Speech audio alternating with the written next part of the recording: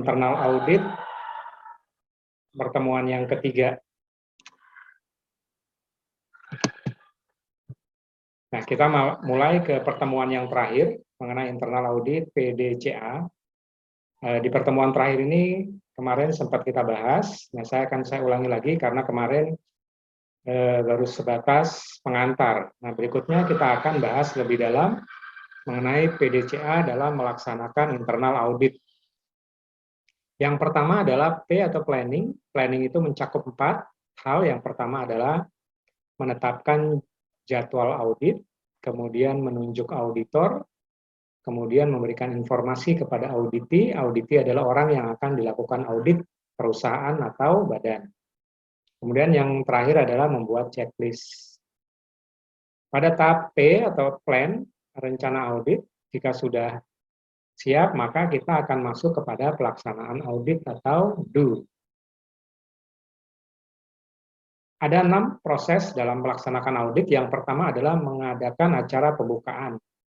Jadi, si auditor itu akan mengundang auditi untuk membuat acara pembukaan. Kemudian, gunakanlah checklist. Kemudian, yang ketiga adalah cek pemenuhan prosedur. Jadi, beberapa prosedur. Di pertemuan kedua kita sudah bahas, salah satu prosedur yang akan dicek adalah ISO 9001. Itu adalah salah satu prosedur yang biasa digunakan di perusahaan untuk dijadikan standar dan itulah dilakukan proses audit. Kemudian yang keempat adalah mengumpulkan informasi. Yang kelima mencatat ketidaksesuaian. Jadi beberapa hal yang tidak sesuai dengan standar prosedur maka dilakukanlah pencatatan terhadap ketidaksesuaian tersebut atau biasa disebut sebagai audit finding atau temuan-temuan audit. Kemudian temuan-temuan tersebut diisi ke dalam formulir audit.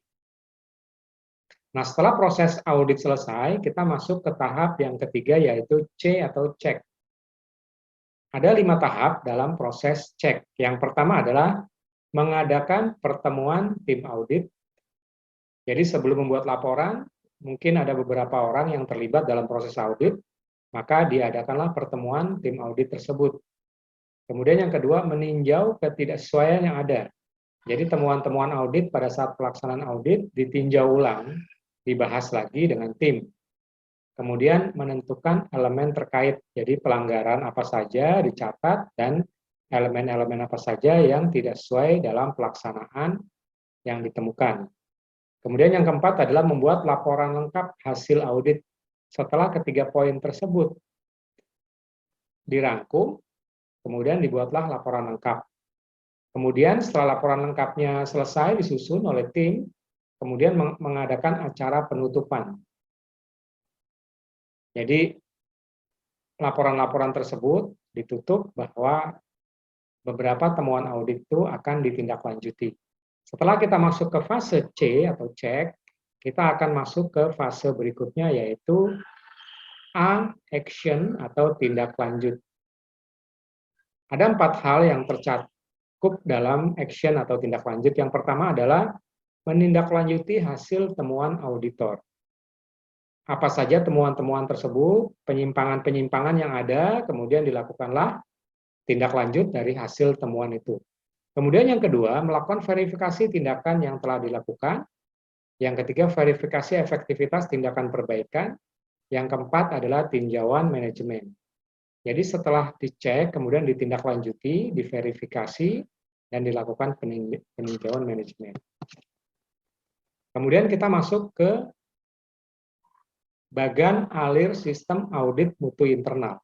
Setelah kita melakukan proses PDCA audit, plan, do, check, action, maka kita akan mencoba untuk memahami PDCA itu dalam satu bagan.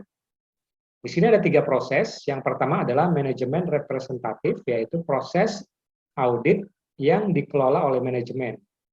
Maksudnya representatif apa? Jadi manajemen itu kan terdiri dari ada manajer, ada general manager, ada BOD, ada dewan komisaris, itu adalah sampai dengan board of director adalah manajemen. Dewan komisaris adalah pengawas dari manajemen atau BOD yang dikepalai oleh BOD.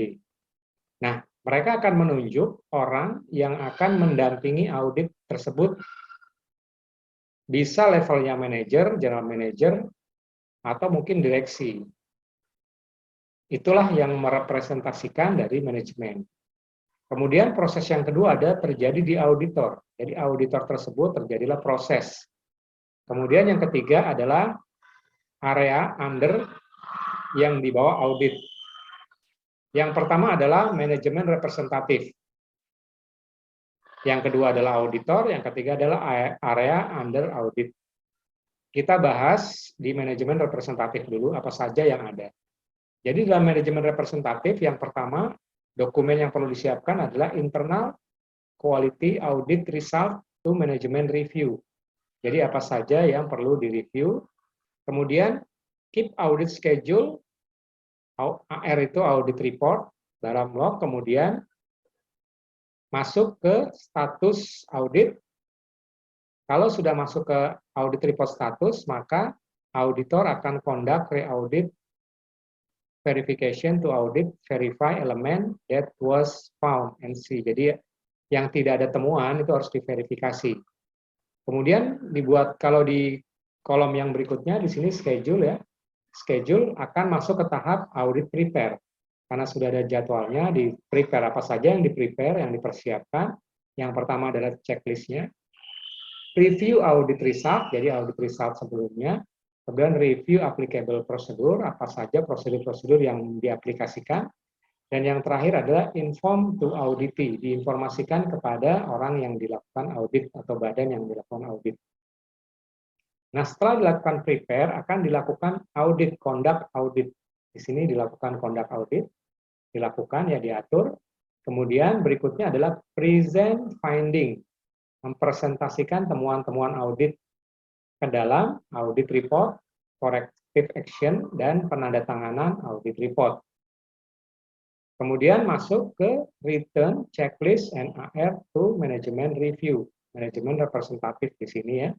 Setelah dilakukannya present finding, maka akan dilakukan checklist di sini.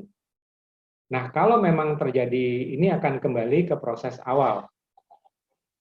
Karena adanya beberapa hal finding yang mungkin belum sesuai.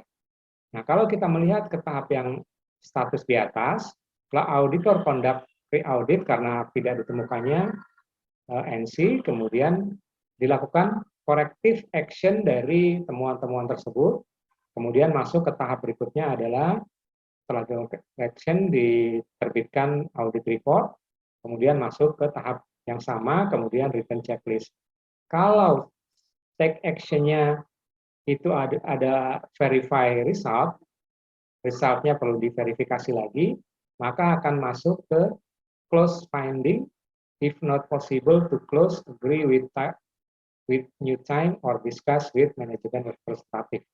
Jadi di sini artinya kalau memang temuannya sudah disetujui, maka dilakukanlah penutupan temuan-temuan itu akhirnya sudah disetujui oleh manajemen untuk ditindaklanjuti di sini, keep audit schedule untuk menjadi manajemen review.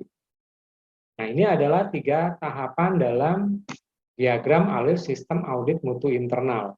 Mulai dari manajemen representatif, kemudian auditor, kemudian